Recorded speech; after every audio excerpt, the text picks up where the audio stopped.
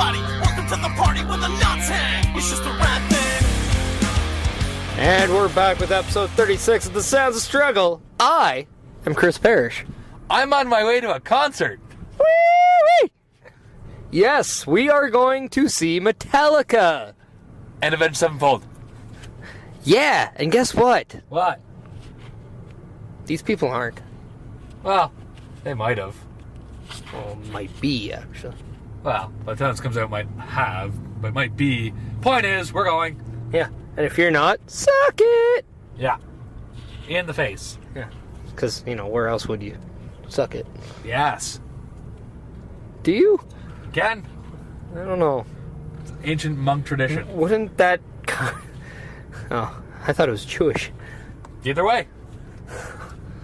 Well, that's a whole different side of having your 2 cents. Yes. Anyway, getting a little off topic with... Hey, congratulations. For what? For retaining your CWC championship. Oh, did I do that? Oh, yes, you did. Huh. God, where have I been? Probably knocked the fuck out. No, because I drank with you after. Yeah, we did. A whole lot. Yeah, we closed the bar, struggle style. And then set it on fire. Yeah, like, their health and safety procedures aren't that safe. Not anymore, because the place burned down. Yeah, jeez. Selfish building for thinking they could out-duel the tag struggle. Yeah. Couldn't hang with the boys. Well, I mean, war on fire, the building got jealous, end of story. Yeah. Point is, we're struggle-licious, bitch. Yeah, because in 7 days, the struggle are successful 2-0 in ladder matches. That puts you, what, 11 and... No, sorry, 9 for 11? Yeah. Yeah. Pretty good record. Yeah, I'm 9 for 11. Yeah, I don't think we should talk about burning buildings anymore now. Nope. No, that's a technical foul. Yeah. Yeah, so once again, I beat Jack Pride. What a shock. Yeah. Wow. I think I beat Jack Pride more than Adrian Peterson beats his kid. I have no comment on that one. He's a Saint, so I'm hoping he at least has a good year this year. Oh, fair enough. Yeah, so, other than that, yeah. I put him through a ladder. You did. It was glorious. Yes, it was. I won't give in. I won't give in. Tell him victorious. You're victorious. When I win, we win. Yes. A win for one is a win for all. Tag struggle. So other than CWC, because, we'll only focus on the positives. Yes. So, the positive coming out of CWC is that I still have a nose. Yes. That's... 45 degrees to the left, but it's still there. It's not as bad as Sean Horkoff's. No. Or Mike Ricci's. No. And I'm not as ugly as the Irishman. Definitely not. Or Mike Maloney. Hell no. Or Jack Pride. That's true. You're not even close to that. No. For all the girls who are mad at that comment, he's ugly in the inside. It's true. Yeah. He has the mental capacity of a 12-year-old. And the penis to match. For all the girls who also want to disagree, please... We don't give a fuck! Please stop asking me to boot for you. Yeah. Yeah, so... Anyway, since CWC, World of Sports... It finally happened! It finally happened! Way later than you said it would, but it finally happened! What? Oh, Leon Draisaitl got an extension. What? Yeah, a good old 8-year, $64 million. Cool $1 million. 68, actually. I don't give a fuck. Point is, he's getting paid, son. 8.8.5 is 68. You're 8.8.5 to 68. Well, I'm just saying, I made a Jewish comment. Inches. I made a Jewish comment. Around. I'm using my Judaism to, do the proper math. You are the worst Jew ever. I know, that's why I'm part German, actually. There you go. Which is, so is he. Full circle. Who's who? Leon. Oh, yeah. So, and you guys thought we were talking about somebody else. Did we? Well, who's another famous Jewish German? Are there any? Nigh. Okay. Needless to say, 9 of them. Gotcha. Leon Draisaitl, yes, 8 years, $68 million. Just shy of 9. Yeah.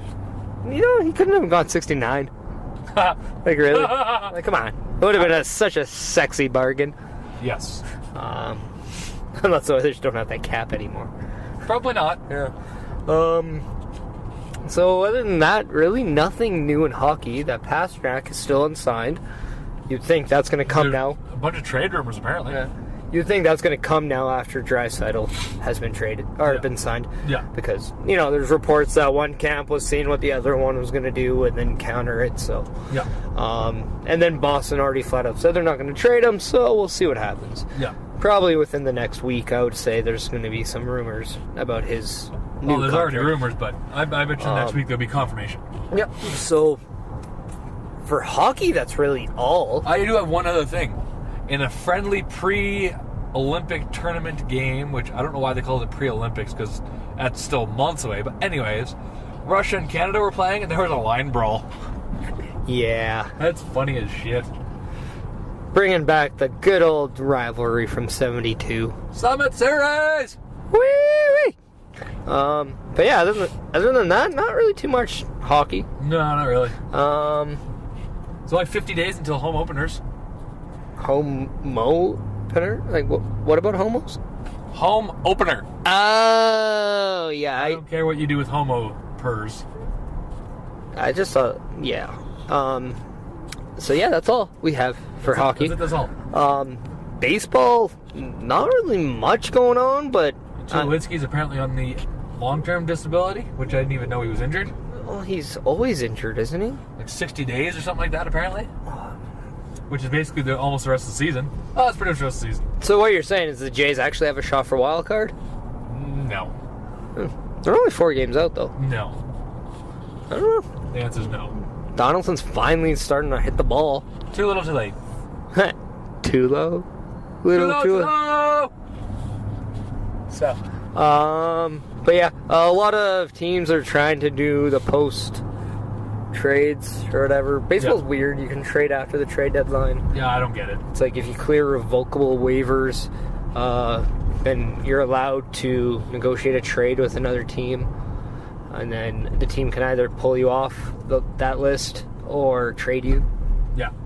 The Blue Jays did that with Strada. Apparently, they put him on revocable waivers. Another AL East team claimed him or put in a claim for him, and Blue Jays just took him off. Yeah. That Stanton from Miami, the one who just hit his 43rd home run, he cleared the waivers. That's crazy. So he could be traded. I don't know.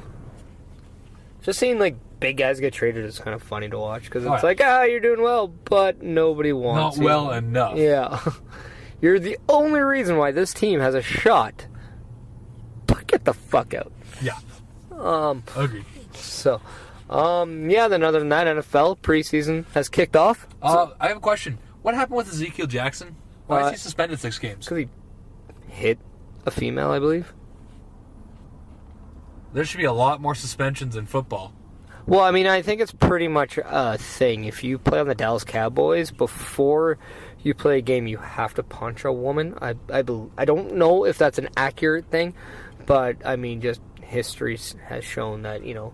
It's a tradition. 1 person a year gotta smack a bitch. Yeah, I mean, if anybody doesn't want to believe me, just tell me what Greg Hardy's doing right now. He's not helping the Hardy boys, that's for damn sure. No. We'll get to talk about the Hardys later. Yeah. Probably a couple minutes because we're almost done with everything else. Everything else. But yeah, no, NFL preseason's kicked off. About time because, oh man, have I missed not having any football. Well, the Eskimos are doing well. Yeah, so I've been dying without having any football. Fair enough. But yeah, no, that is a thing. 23 injuries now since the beginning of the season. The Eskimos are now 7-0. They're doing a little bit of all right. Huh? A little bit of all right. Now, they play Winnipeg. I believe it's today, which we're recording on. No, but it's tomorrow, so we're recording on the Wednesday. Yeah. So they play Thursday, which is tomorrow, against Winnipeg, and then they do, I believe it's a home and home against Calgary. No, it's next week is against... Or no, sorry, they go Winnipeg, then Saskatchewan, Yeah, and then Saskatchewan. then the home and home with Calgary. And I know it's Saskatchewan because Mrs. Meniac and myself will be at that game for a nice special reason, which I will reveal next week. What the hell? If you don't understand, folks, sorry. I'm driving right now because we're on our way to the concert and people are dumb as shit. Yeah, and I am in control of the podcast machine, so yeah, it's legal. Completely illegal. I don't know. I'm allowed to be distracted, right? As long as you're not. I've never been undistracted while driving in my life. Yeah, look, a pig. Where? I don't know. Anyway, yeah, no, so pretty impressive for the Eskimos being 7-0, despite all the injuries. But also, what I find is impressive, boom, this Sunday's NXT Takeover 3 Brooklyn card. Boom. You mean the Saturday? That's what I meant. Okay. I'm also thinking about SummerSlam, which also looks pretty impressive. You did a little bit of all right for both. Yeah. Should we start talking about NXT Takeover 3? Let us dive in. All right. Full first match, I'm assuming is going to be the opening match, is Johnny Gargano against Andre Cien Almas. Probably. I'm not gonna lie, I don't really care for Almas anymore. He had a little point in time where I'm like, hey, I'll watch him, but now I don't care. See, I actually like it because he's kind of getting more of a mean streak again. And, like, really kind of, like, now that, I believe it's Aries' wife that's with him. Really? Yeah, I forget her name. Oh, I didn't realize Aries' wife was signed. I'm bad with other men's wives' names. True story. So, anyway, but I believe, yeah, it's the same chick who played AJ in the movie. I think it's AJ. Thea Trinidad? Yeah. I don't think that's her. She's not nearly dark enough to be Thea. Yeah, no, I'm pretty sure that's her. Oh, okay, whatever. Well, whether she is or not, I don't know. I'm 50% positive that it's her. 50%'s Woo! it's a pass. Yeah, I'm just saying. What? I'm no scholar when it comes to trying to guess who other men's wives are. True. Anyway, yeah, but now that he's with her, I'm finding a lot more of that mean streak, which I kind of like because now it kind of brings out a little bit more aggression, and I like it. It gives him a little bit more of a layer for a heel. Yeah. And I don't think there's any better sympathetic babyface in NXT than Johnny Gargano. That's very true. So the fact that Ciampa is still out, and they're saying he's out till what, February? I have not heard, but that would not surprise me.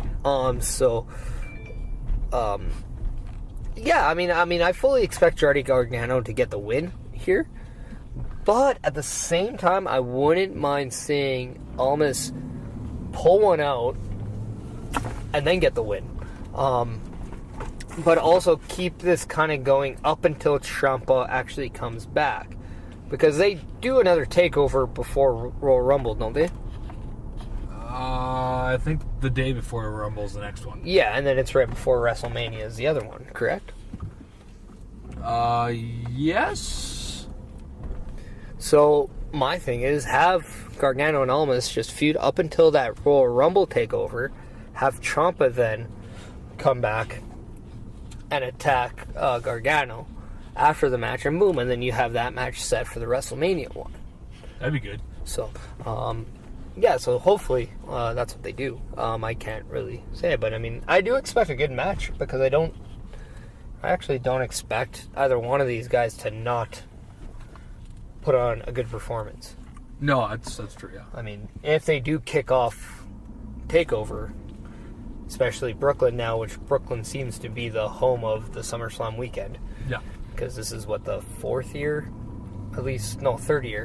and they're returning already next year. Yeah, so next year before. It's basically the home. Yeah. That's also another thing I'm going to ask you later Uh-oh. of just, whether or not they should, always stay in the same city for this show. But I want to continue on with the NXT. But first, your thoughts with Gargano and Almas. I'm thinking, again, I agree with you. Gargano gets the win, but maybe I'll have to be a little more open-minded when it comes to Almas and give him a chance again. I personally, as of right now, don't care about him. But that's just me. See, I also didn't like him as a babyface. I thought he was he failed way too vanilla. Yeah, failed as a babyface. Horribly. Now that he has this layer of, I don't care about the matches, I just want to go to parties and have fun. And then now it's like, okay, screw it, I just want to beat people up and then have fun after. I kind of like, that layer. Yeah. So, I don't know. I mean, I just like to see a little bit more development with the character, and then obviously see how him and I believe it's Thea Trinidad are. I'm sure if we're wrong, Mike the ref will Most correct likely us. text us as soon as he gets this, Yeah. and we won't care. The one thing we all know about Mike the ref, he's a strong supporter of women wrestling, and there's nothing wrong with that. There's There's anything wrong with that. Yeah. Hell, my dad's a woman. Yeah, he is now a Facebook friend of mine. Really? Yeah. He clearly has no friends. Oh, I know. I thought I'd be a little sympathetic. You're a good guy. So, so this leads now us to, I don't know if it's going to be the second match on the card or if it's going to be just another match, but I'm going to go straight into the tag team match here, where it's Sanity against the Authors of Pain. And I very much liked the last NXT. My question is, who's going to be the face? Is Sanity kind of looking like the faces here? Or? I think so. Because I think Authors of Pain just look like they're always going to be perceived as the bigger group and the bigger guys out of the matchup. But my thing is, when you have Killian Dane, do you really have a size advantage for one? Not really. And then Alexander Wolf, who I believe, he's not insane. He's not a small guy either. No. In fact, Eric Young is actually the small guy out of the group. Well, I'd say Nikki Cross is a small guy out of the group, but that's me. I don't know. That just definitely shows she ain't no guy. Just a lot of pec workouts. She's a little bit of alright, though. Yeah. Yeah. That's a crossover takeover Cross take. that I wouldn't be opposed. Taking the crossbody. Oh, In the face. in the mouth. In the mouth!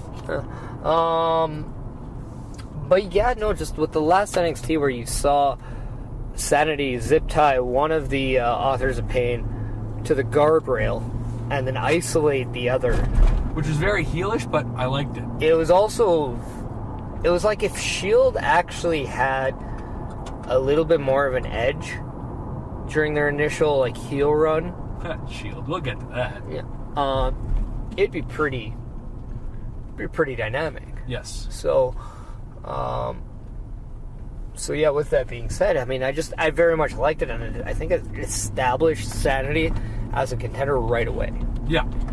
So I, by no means, think Authors of Pain are going to lose the tag titles.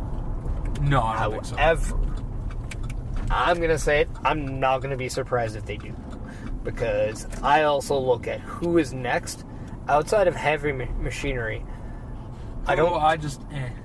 Yeah, and that's exactly my thought. I don't think they're ready to carry a top feud in. No. So I think Sanity, Authors of Pain could again be more than just a one takeover special. Yeah. So maybe the switch might not be the worst thing in the world. Yeah. And, I agree. And if it's 3 against 2, sorry to cut you off. I mean, I would believe if Sanity gets the win because of that. Yeah. Well, the one thing I will say is give it a couple months, and I'd say almost 6 months to a year. I think that new guys was the Street Profits. I think they're going to be champions.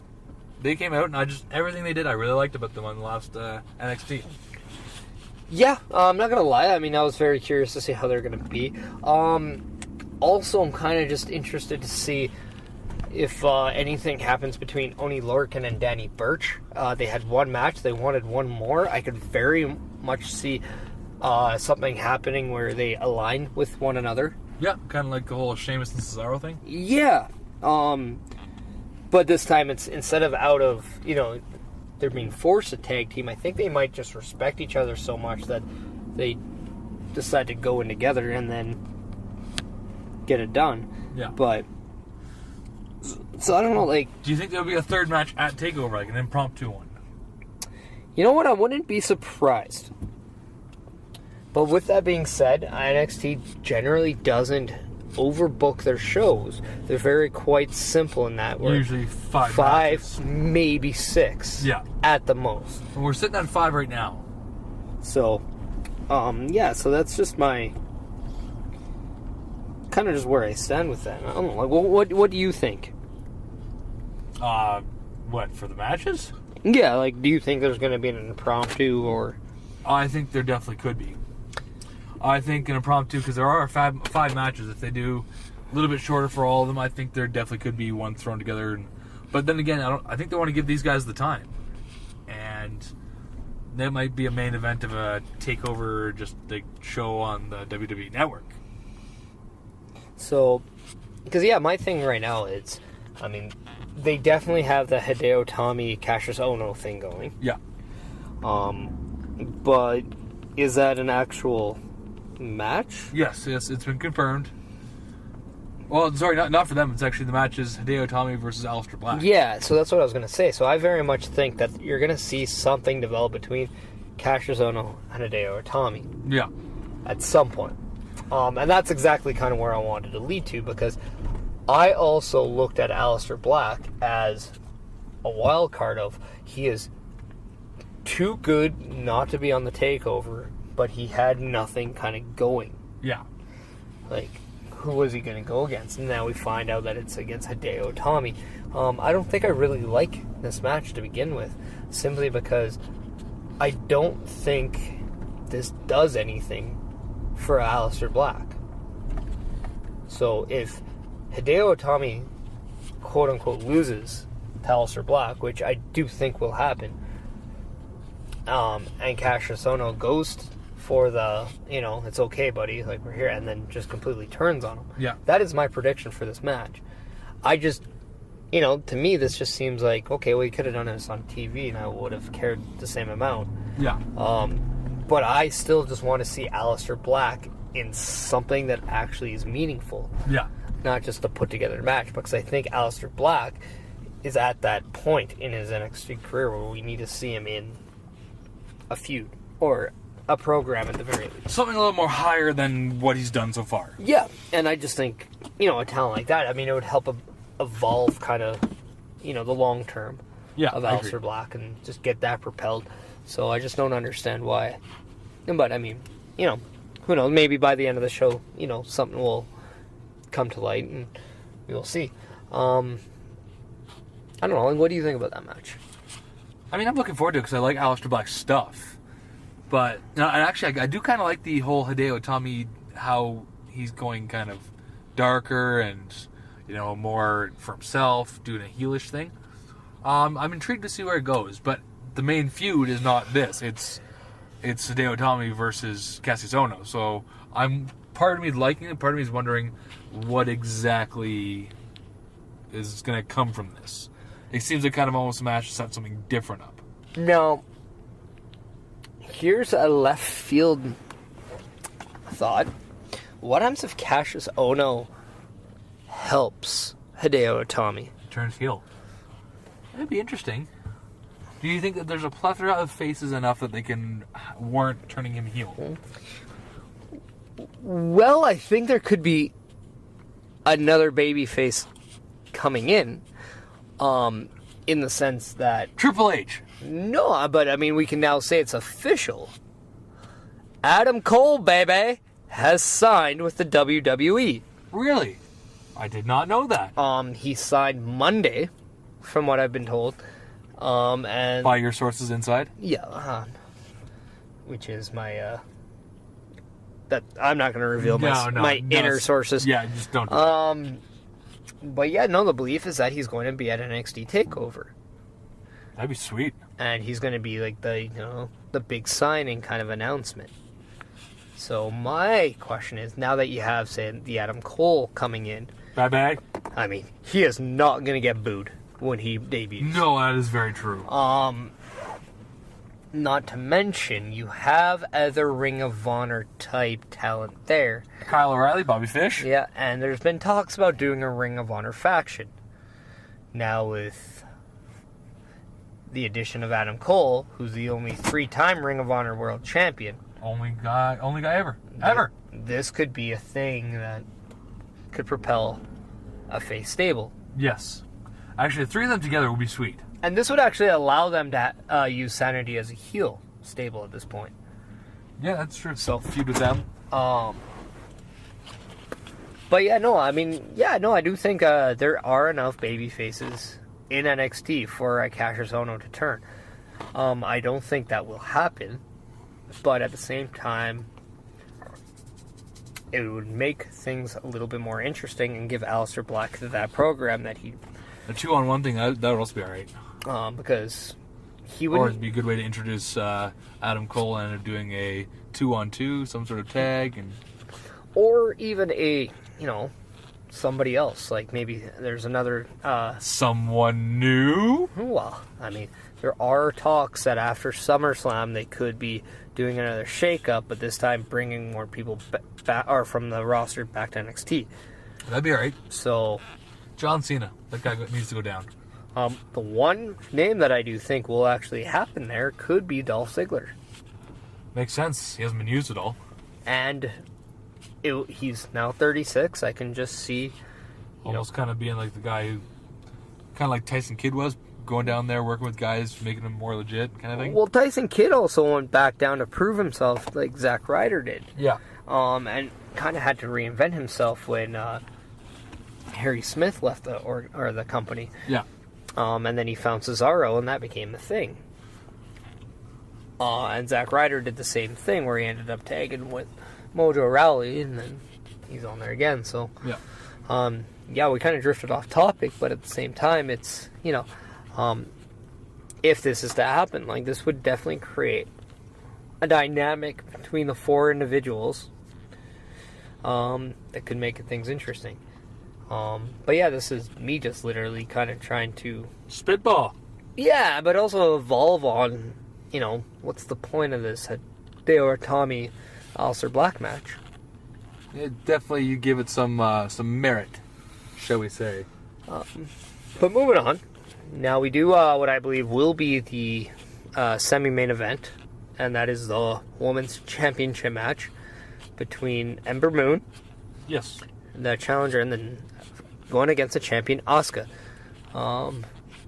Yes. As much as I want to say that Asuka should, or is kind of at that time where she should be promoted to the main roster, I just don't see it happening until Mania at the earliest. So I don't see the point of Asuka losing the title. I do. I see her losing it and then starting the transition. But at the same, my other question on this, would Asuka kind of get the treatment that Paige got, where she makes the debut as NXT Women's Champion, and then maybe does something to the point where they just end up stripping her of the title? I guess it's possible, yeah. And therefore, she still keeps her undefeated streak and doesn't lose any credibility by getting beaten. I mean, yeah, I mean, it's a possibility. I don't know. I think they've been trying so long, though, to get this Ember Moon Asuka one-on-one match to happen.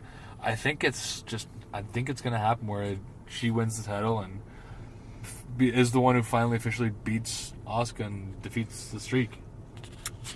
See, I think this is my prediction. If Asuka, who's portrayed as a heel, wins, I'm going to believe that there's going to be an opposite ending to the heavyweight title.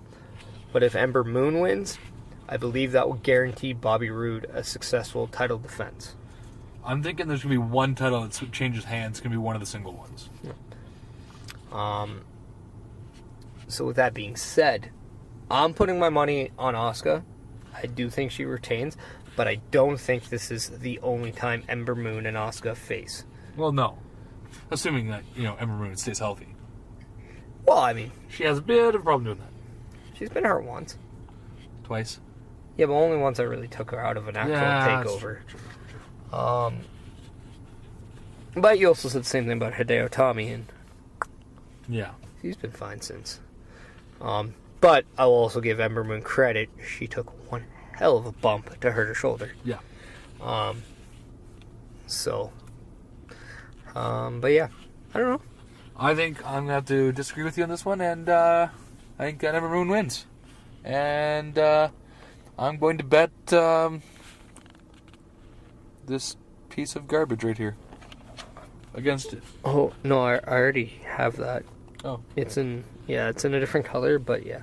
Well, fuck you then. But no, my thing is, if Asuka loses, what happens with Asuka afterwards? Goes to main roster. I think regardless, she debuts after SummerSlam. And where would you stick Asuka on the main roster? Raw. I think that is the one that needs it. No, but I have a feeling that they'll take her. No, but I mean, like, when it comes down, when you're comparing the two divisions, I believe Raw needs that addition over SmackDown. Yeah, I mean, honestly, she could go to either one, but I think Raw's the bigger brand. I think they just... Shinsuke's on Raw, SmackDown, so I think they put her on Raw. Have a bit of the Japanese presence on both. Now, my consensus, and we'll actually talk about this after, too, but my consensus is that I don't think they're going to do a lot of additions on the main roster if they do the shake-up. I think there'll be more subtractions. Therefore, I could see not a lot of changes on this Brooklyn TakeOver. Yeah. With that being said, this is what now brings me to the main event, which is Drew Galloway against Bobby Roode for the NXT title. Again, I don't see them making a big change here. I do think Bobby Roode will This one I agree with you. I think Bobby Roode will retain. But at the same time, this is going to be the shocker that I would not be surprised. At least I do think Drew Galloway, or McIntyre, whatever you want to call him, has just as good of a shot dethroning Bobby Roode and keeping the story relevant between the two than Bobby Roode winning and just completely ending it. Yeah. There's also the possibility of having Roderick Strong do something. Because he's been, gunning for Bobby Roode for, weeks now? Yeah. Because of the whole, Bobby Roode insulting his family. So I could see Bobby Roode costing Drew McIntyre the match and setting something up there. And almost sort of like a triangle for the title kind of thing. Yep, and this very well could lead into a triple threat. Because it's supposed to be the first week after that they do the tapings after TakeOver. It's supposed to be whoever wins versus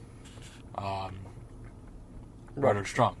See, now, maybe this could be the surprise or that we were expecting. Maybe before the match takes place, we'll see McIntyre or Roode turn into a triple threat with the addition of Roderick Strong. That's very possible.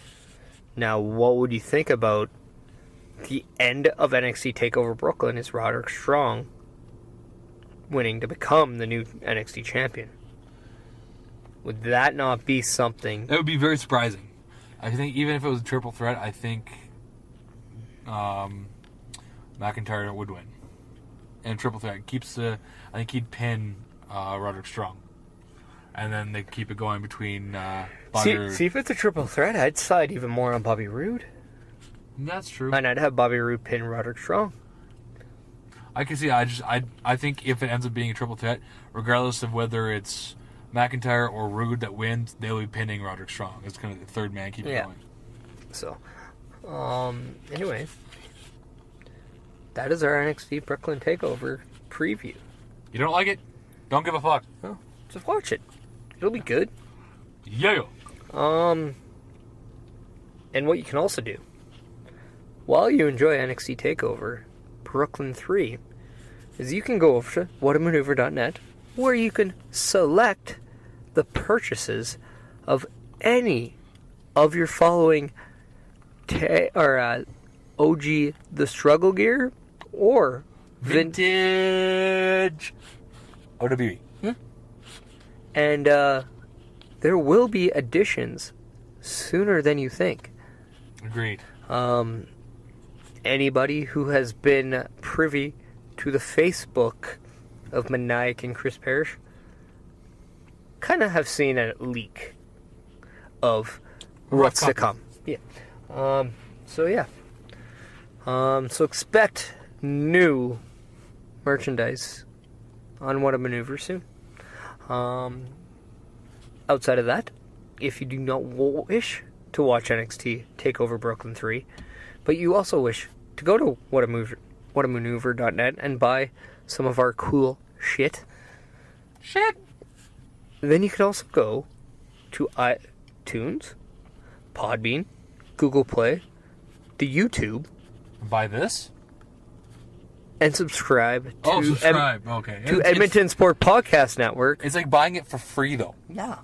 And download the Sounds of Struggle podcast. Yes. And listen to all 36, including the one you're listening to now. There's 35 before this. Yeah.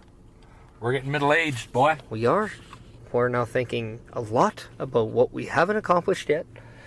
And we're going to rush into the things that we want to do. Yep. Getting ready to have a midlife crisis, I think. Yeah. So, do it. Because, what else and are you if going to do? you don't, then I don't care. Yeah, don't talk to us ever again. You're a dick. Yeah, you're dead to us. Dead. Anyway. Before we get into the SummerSlam predictions, a couple quick things. Charlotte flashed her ass to the crowd in Toronto at the Raw show. No, SmackDown show, sorry. That's funny. Woo! Exactly. Speaking of a woo, we want to send out our get well wishes and prayers to the Nature Boy Ric Flair. Yeah, so I guess he was put in a medical-induced coma before having colon surgery, and looks like he's starting to come through, but still not out of the water yet. It's still serious. So, yes. Still critical, as they pronounce it. So, again, all the best wishes and prayers to the Nature Boy. And his family. Yes. Including Charlotte. Yeah. Who has a nice ass, by the way. Yes, and she showed it to Toronto. Yeah. Lucky people. They saw her T-Dot? Yeah, they saw it in the 6. Yeah. Cruiserweight title changed hands on Raw, or Corbin failed to cash in and failed. Which one do you want to talk about first? Leading into. Let's talk about the Cruiserweight because I want to start off with the good. Because that actually was a good match. And the one thing I think I'll get a bad rap is the Cruiserweight division, just for whatever reason, isn't panning out the way that I think everyone hoped it would. Well, but I wouldn't even say it's not even, people shit on you for saying that. It's just, people aren't interested. They're just the way they're booking it and how they're, I don't know. I'm not interested. Well, I mean, I think here's the problem, too. One, you have 205 Live after SmackDown. Yeah. So, when you have a good SmackDown show, that's a good way to end your night.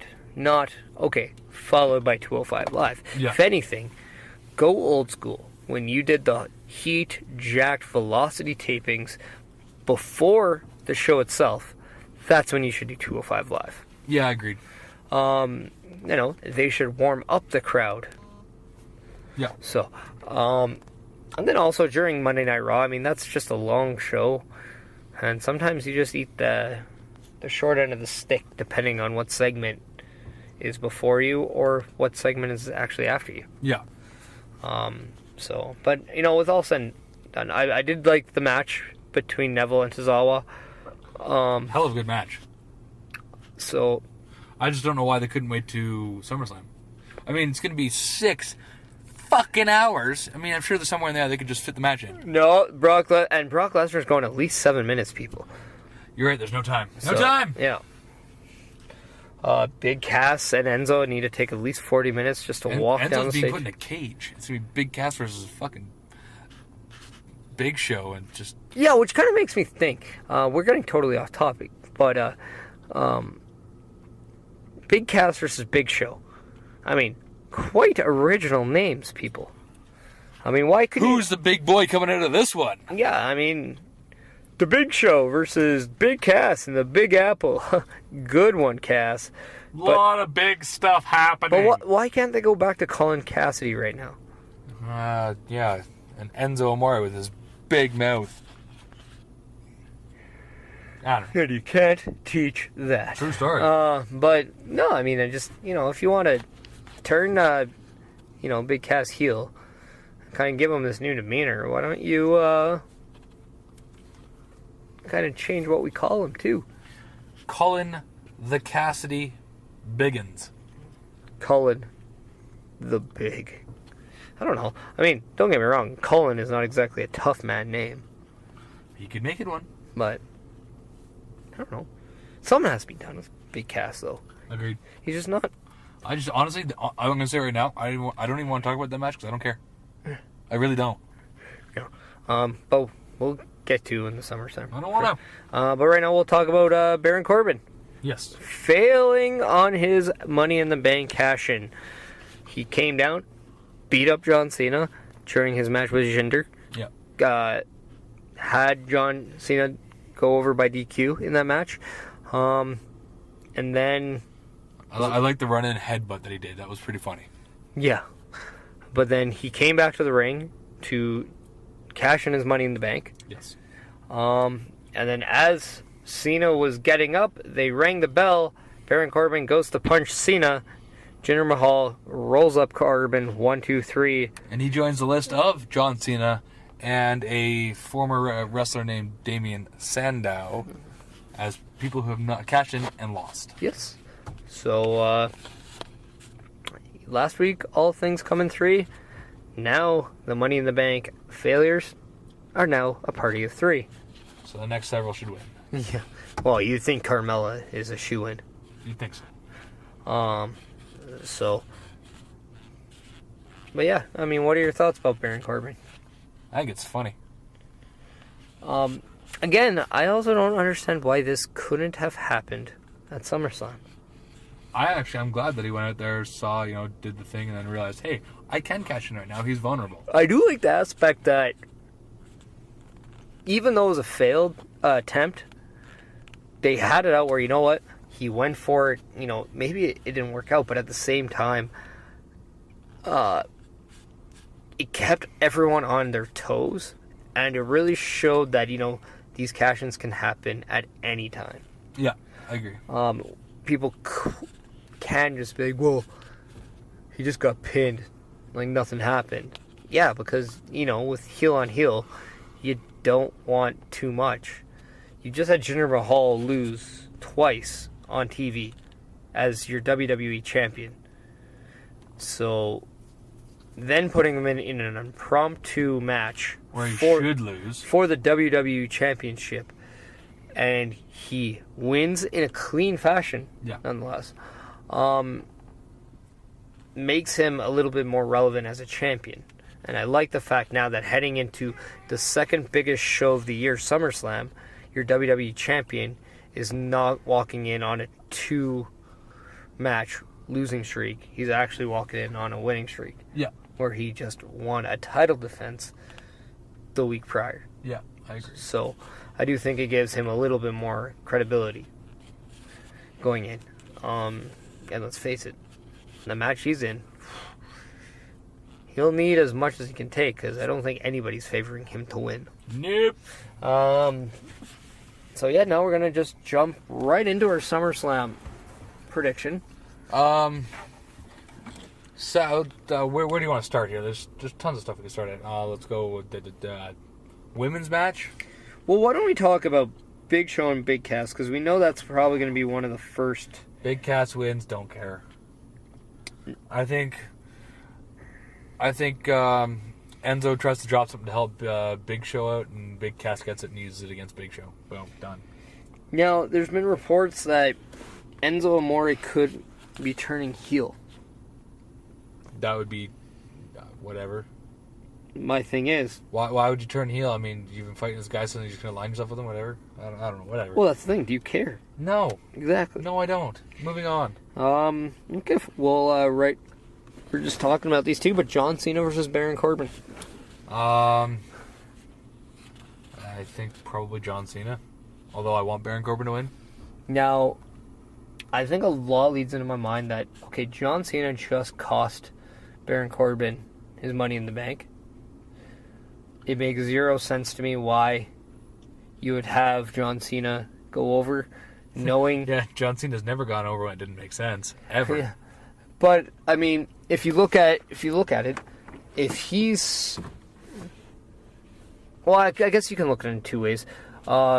He goes over, and then he gets moved to Raw in the shakeup. Yeah. So he goes on a Raw looking good. Or he loses to Baron Corbin, and they do this one more time. Because if Nakamura does defeat Jinder Mahal, you know Jinder Mahal gets a rematch. Yeah. So John Cena will not be chasing the title at the next pay-per-view. That's true. So, But he's also a free agent, so it doesn't really matter where he goes. He can go to both. No, but I do think if the shakeup happens, they will... Yeah, I think that whole free agent thing is just so he can later jump to Raw. Yeah. I want Baron Corbin to win either way. Yeah. I think he needs it and can benefit way more than if John Cena just gets another win for no reason. Well, I think anybody can benefit off a win on John Cena. Yeah. John Cena's in that... John Cena! I can lose, and it doesn't affect how people look at me. Because I'm John Cena! But, I mean, he lost to Shinsuke Nakamura. It only helped Nakamura. It did not hinder John Cena. John Cena! So, yeah. So now this kind of... That's all I have to say about that. Yeah. I do believe that if John Cena goes to Monday John Night Raw, Cena. this would allow a top babyface from Monday Night Raw to go to SmackDown.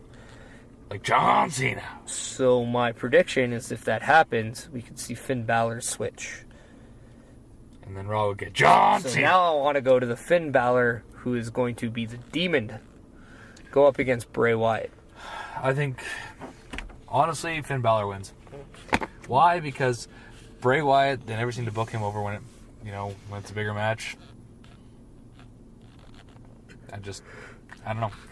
He did win Elimination Chamber. Yeah, but he didn't win at Mania. No. Even with all those cool fucking weird effects things. I think it'll be the Demon Balor. Yeah. After being poured like goat's period blood or whatever that was on Monday night. Well, it's probably the blood from my nose. Ah, nose blood. Yeah, because, I bled a lot. Rhinorrhea. I bled a Technical lot term on for Saturday. nose blood. But, yeah, no, I'm the same way. I do believe Finn Balor is going to get the win here. I do believe they're going to end whatever they have between the two of them. And this is just going to set up to something else. And again, if Finn Balor is to move, it would make sense that he's on a winning streak going over. Yep. So, yeah, that would make sense. and then, okay. But What else on... we do have a singles match between the Bulgarian Brute Rusev and Randy Orton. Don't care. And this seems like it's one of the most thrown together matches out there. Yeah, I don't care. Rusev benefits more, so I'll say him. But again, I don't care. And Randy Orton is the guy who will put guys over. I mean, he is the guy who put Jinder Mahal over 3 times for the WWE Championship. No, that's true. But again, thrown together. Don't care. No. I'm going to pick Rusev on this one because something tells me that they're going to do this match again. Okay. Whether it's SmackDown or another pay-per-view. So I'm going to give this one to Rusev because I do think he needs it a lot more. But again, Randy Orton is in that I can lose and it doesn't change anything. Yeah. So. Tag match, New Day, or do you want to go with... Well, you can go New Day. Let's go New Day versus Usos. I think New Day retains. And it is going to be, I believe, Big E and Xavier Woods. Yeah. And you know what? I like the fact, as I said it before, I think a week or two ago, I like the fact that they're putting the emphasis on Xavier Woods now. I think they retain, although I wouldn't be upset if Usos won it back. See, now, here's the thing. I like the fact they're actually announcing who's representing the New Day in tag matches.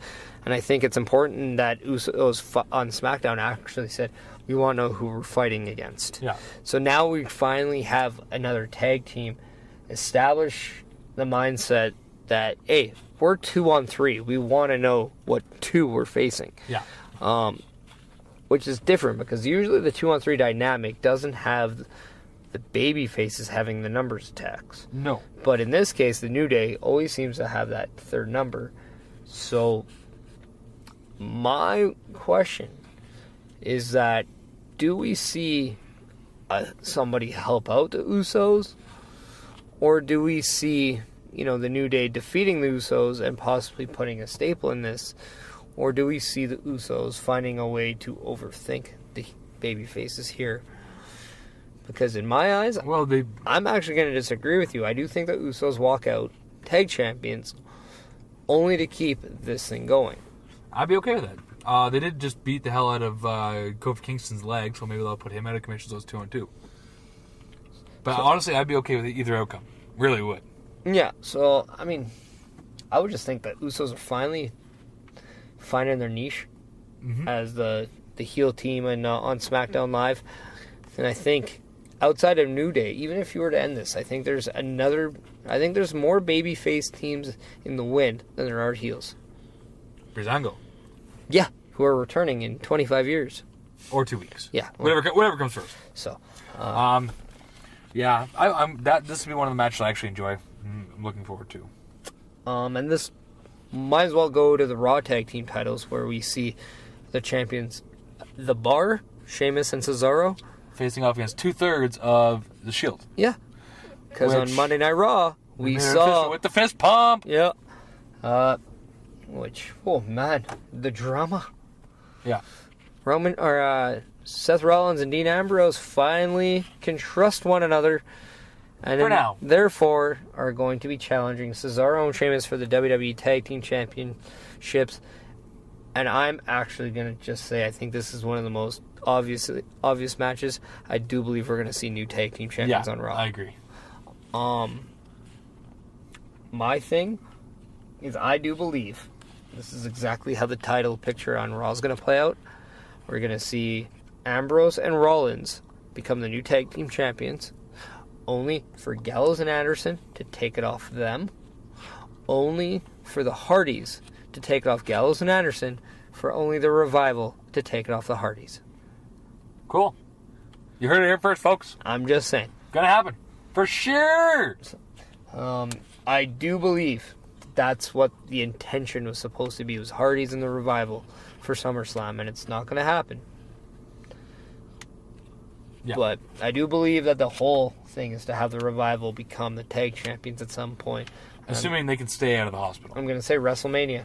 We're going to see sweet. Hardys and Revival with tag team titles. That's my prediction. That would be sweet. So yeah, I do say 2/3 of the Shield will walk out tag team champions, and then Seth Rollins will become the first guy in the Shield, whether it's the 3 of them, to hold tag titles with both guys. He'll also be the first one to...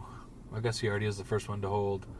He hasn't held the Intercontinental, has he? Nope. Okay. Nope. So he's still one away. That goes back to the conversation we had many moons ago. No, actually, Ambrose, if he picks up the tag titles, he actually hits that 4 streak. Yes, he does. You're right. He could do it here. And he could join the, I guess, what would we call it? The Grand Slam Club? Well, Yeah, I mean... Yeah. Because, the other one that's close now is Kevin Owens. Yeah, Roman Reigns only needs the Intercontinental. Yeah. Seth Rollins only needs the Intercontinental. Yeah. But it looks like Dean Ambrose will be the first. He's the first one in quite some time to do it. A lot of people need the Intercontinental. Which is kind of funny. Yeah. Because Kevin Owens only needs the tag team. Yeah. So, yeah, so, okay. You know who else needs the Intercontinental? John Cena! This is true. What else was there? Do you want to do Styles versus Owens? Yeah, why not? With Shane McMahon as a special referee. I don't know where this is going. I think this is going to... I'm a little confused. I totally believe that this is going to start leading to a Shane McMahon versus Kevin Owens feud. Possibly at Survivor Series. where we have either the one-on-one match or Team Shane versus Team Kevin. That'd be cool. Um, Team Shane versus Team America. World Police. it could be TKO versus Team Shane. Yeah. No, and I do think that this is going to be the thing. It's going to be Kevin Owens against Shane McMahon coming out of SummerSlam. That's going to be the story, whereas AJ Styles moves on to the next chapter to defend the United States title. I do believe that AJ Styles will walk out of this match still holding the United States title. Yeah, I can see that. And if a guy like Finn Balor is to switch, now that is a very interesting matchup. However, so that kind of is done with that. Let's move on to the women's matches, where we have Naomi going up against Natalya. Carmella walks out as champion. I think she should wait and do it like, say, at Survivor Series when no one has. But that's just me. I'm going to actually say Naomi walks out, still women's tag champion on the SmackDown side. Okay. You know what would be really cool? If Carmella suddenly cashed in and beat Alexa Bliss out of nowhere. I don't think you can. I think they actually said you cannot cross over. Fuck! Bullshit! So, Cocksucker! that is why the briefcase is blue. You're fucking blue. And no, Well, I guess the women's hers one is on like silver, isn't it? white. White? Whatever. Yeah. So white can go anywhere. White is right. White can go anywhere. That's a sticky situation. Yes, it is. This does take us over to Alexa Bliss, who's defending her Raw Women's title against Sasha Banks, who defeated Nia Jax on Monday Night Raw. Now, my prediction, Nia Jax helps Alexa Bliss retain. Yes. I can see that. Now that we see Bayley out of action, I do believe that the whole idea was to turn Sasha Banks heel on Bayley. You think it's going to happen still? No, because I don't think we'll see Bayley until she comes back. Yeah, fair enough. So I think now this is the one match where it's okay to play it safe. Yeah. And yeah, so I don't think you expect too much here. So yeah, I don't know, it's kind of, I think we're both kind of on the same page there. Now what else do we have on the show? I don't believe we have, as of right now, they do have Tozawa going against Neville in the rematch for the Cruiserweight Championship. But still, why didn't he just win it there? I don't understand why on Raw. It just that makes no sense. Anyways, whatever. Tozawa retains, and there's no point in him losing it again. You know what? I'm actually going to go on the flip side. You're just being a dick. No, but if you really think about it, how many people expected that title switch to happen? Very little, right? Yeah. How many people now expect Tozawa to lose it? That's true. Fair enough. And then... But that just seems like it's a waste of time. Like, why give it to him for, 5 days? 6 days? Christian held it for 5 days. Well, Christian technically only held it for 2. Yeah, I also didn't agree with that. No. But that's what I'm saying. But at the same time, if it gets people talking... True. And we've mentioned before that the Cruiserweight division has not flew the way, it should. And I did say fly, because that's what Cruiserweights are known to do. I got it. So, but if more people are talking about it, more people are going to be watching it. Therefore, the numbers do better. So, maybe they keep the show, yeah. So I don't know. Okay. I'm going to say, for the sake of unpredictability, Neville walks out 2-time Cruiserweight champion. Would he be the first ever? I think he'd be the first ever in this new era. Yeah. Because you know who's going to take it from him? Fucking Hornswoggle come back. Yeah, but I don't think he was the WWE. I think he was just SmackDown. He was the last Cruiserweight champion right before they got No, I understand that, but I don't think he was, I think they're calling it, I don't know. Could be wrong on there. But you did say of this era, and I would say this era is, the 205 Lives. Yep. And we all know the title history. There was TJP, Brian Kendrick, Rich Swann, Neville. A jaw. So, and then Tozawa. And and then Neville, and then returning Austin Aries out of nowhere. Well, my thing too. What about the possibility of a guy like Kalisto moving? Well, I mean, why wouldn't he? Like, he's not doing anything right now. So maybe Neville does win. Finish out the thing with Cesaro Or and Kalisto. give a chance for... You know what? Actually, no. I like Gentleman Jack Gallagher going into the UK stuff. That makes more sense. Yeah. And then this brings us to, I'm going to say, the SmackDown Championship match between Jinder Mahal and Shinsuke Nakamura. Jinder and Shinsuke, I think... I'm thinking Jinder retains. I don't think he loses this one. I think he loses a little bit later on. See, I do... I'm going to go out... I'm going to throw this here. WWE opened up the WWE Network in India. Okay. We all know that. Yeah. Same time, Jinder Mahal becomes WWE Champion. Now, here's my kind of counterpart. Maybe Shinsuke Nakamura is a better draw for the Indian market than Jinder Mahal. That makes no sense, but okay. Because Shinsuke is actually more renowned worldwide than Jinder Mahal is. Okay. So, therefore, I do believe Shinsuke beating Jinder Mahal might actually draw up better numbers in the Indian market than Jinder Mahal as WWE Champion. Okay. Also, I think for the sole purpose of creating not only something new, but also it's one of WWE's major shows. Yeah, that's true. Therefore, something major will happen. And because I think it'll happen in this title match and not the other one, I'm going to say Shinsuke Nakamura becomes the new WWE Heavyweight Champion. See, that's where I disagree, because I think the other one we'll get to, I think Brock's leading. I really do. See, Well, I mean, why don't we just get to it right now? well, that is the next match. So, like, there's 4 guys in this match. I don't think Braun's going to take it. Roman Reigns held it before, but I don't think him. I think Samoa Joe might take it. See, I believe Brock Lesnar is actually going to win. And I think the whole idea is then you can do Braun Strowman, Brock Lesnar, Survivor Series. Okay. The whole idea is I don't think they're willing to give it to Samoa Joe yet. I don't think they want to give it to Roman Reigns yet. I think their dream match is Roman Reigns, Brock Lesnar, WrestleMania. Okay. I also do believe that Vince McMahon is one of the few guys that could play on the UFC Brock Lesnar rumors and put it into a WWE storyline. Oh, absolutely. But that's part of why I'm thinking he might leave if he goes to actually train for this. But at the same time, even John Jones said he doesn't believe this match is going to happen anytime soon. True enough.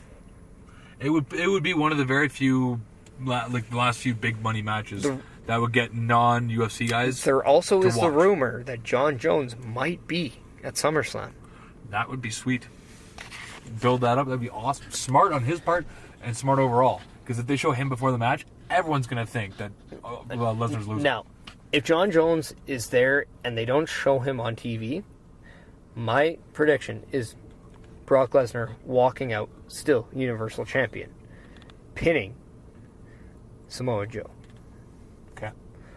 Now, if John Jones is there and they show him, John Jones costs Brock Lesnar the WWE Universal Championship to Samoa Joe. That would be fantastic. That would be awesome. I would enjoy the fuck out of that. And because of that, I think either way, we all stand to win because I don't think there is a wrong way. Because even if Brock Lesnar loses the title to Roman Reigns, people are still going to go apeshit because it's Roman Reigns, whether it's in a bad or a good way. Yeah. And you know what? If, say, Braun Strowman wins it, I believe he is, out of the 4 guys, he's the face. your most popular guy. Yeah. And I think from an internet standpoint... I don't know. People really seem to like this Brock Lesnar Suplex City stuff. Well, I mean, that's the thing. Brock Lesnar also, in itself, is not a full-blown heel. No, he's very much a tweener. People believe him because he can beat the crap out of people. And that is what they want to see. I think, honestly, Roman Reigns is the only full-out heel because I think everyone else can be seen as, like, guys who... See, and I disagree. I believe Samoa Joe is the only full-blown heel. Because he is the only one who's attacking people from behind. He is the only one that is costing people matches. He is the only one who will do these underhand tactics. Roman Reigns is just a heel, or is just getting booed, but he's doing nothing wrong. Oh, no, I don't mean like heel as in like, the way they act. Yeah. Samoa Joe's very much acting the heel. But I think because he's doing this stuff to Roman Reigns, he's getting a lot of cheers. Well, I firmly believe anyone can do anything to Roman Reigns and will get cheered. Yeah. I believe the only way Roman Reigns stays face is joining Ambrose and Rollins and becoming the Shield once again. Help them win and then go on to the match that night. And then, if you really badly want Roman Reigns heel, you'd have him then turn on the Shield rep. Or cost them so they don't win the tag titles. Yeah, I think that's too much in one night. Do it. Do it all. Everything in one night. We paid for blood. Now, what would you say if you saw Roman Reigns with the WWE Universal title, and then on Raw have Ambrose and Rollins as the tag champions, and that is something we see? What happens if the whole idea of this main event is more of a signal to bring the Shield back together and take over? Because Seth Rollins did say on Monday Night Raw that when they're together, no one can touch them and they can take over the show at will. Now, here's the situation. They win the tag titles. They help Roman Reigns win the Universal title. They just officially took over the show at will. That's true. And then you have 3 very viable options to go up against your tag champions and that new Universal champion. True. So that's just another wrinkle that you could do. I would not be surprised if the Shield fully comes full circle by the end of SummerSlam. That'd be sweet. I think that would actually make Roman Reigns officially face again. I think that would be one of the... Because, don't get me wrong, I do think Vince McMahon secretly still wants Roman Reigns to be the most cheered person on the roster. Oh, yeah. I still think that's... I don't think it's really a secret either. No. So if he was to join the Shield, that is to return, I do think everyone in Brooklyn would go so crazy that they'd want to bring back even the Islanders. Wow. That'd be crazy. Or they might actually remember that they actually have an NBA team. But that's beside the point. Yeah, that's true. So. That'd be sweet. Like the end of the show, Roman Reigns wins, holds it up, and then suddenly you hear the Sierra, Delta, or Echo, whatever the hell it is. They come down to the ring, 2 of them. Either side of him, stick the arm out. He does that. That's the last image you see. Shields back together. That'd be sweet. A little tidbit. Do you think Rollins or Ambrose will wear matching, anything matching or anything closer to a Shield resemblance? I think they're going to wear their own stuff. Because we all know Roman Reigns basically changed nothing from his look. He just went from anything that said Shield to Roman. Yeah, to RR. Yeah. Oh, yeah. So, that's our SummerSlam preview. And or predictions. Those are predictions. We're going to watch. We're going to have fun. We're going to have a big old snuggle party. Yeah. First ever... invite only? Yeah. First ever tag struggle sleepover. Tag struggle slumberjay party. So for the sounds of struggle, would this be the sleepover of struggle? Sounds of sleepover. It sounds? Oh, there's going to be sounds alright. Sleepover struggle. Damn right. SOS, baby. There we go. So, I think we should wrap this up because we have a concert to go see. Yeah. We're going to wrap it up like Christmas gifts because, We're going to wrap it up like a lot of... Who doesn't like the element of surprise? Yeah. So, yeah, that's going to do for episode 36. I am Chris Perish. I am Meniac. And the next time you'll hear us will actually be this weekend. We're going to be... Which will have... Shaun Martens. Yes, the headline will make his Sounds of Struggle debut. You've been asking for it. We have a guest. And it's our third buy. If you haven't been asked for it, then we weren't fucking asking you to begin with. Debut of Big Show Nasty. Shawnee boy. Yeah. Johnny boy. I said Shawnee boy. But yeah, anyways. For Sounds of Struggle, this is Sounds of Struggle. And we are real. But more importantly, we are spectacular. Later, bitches.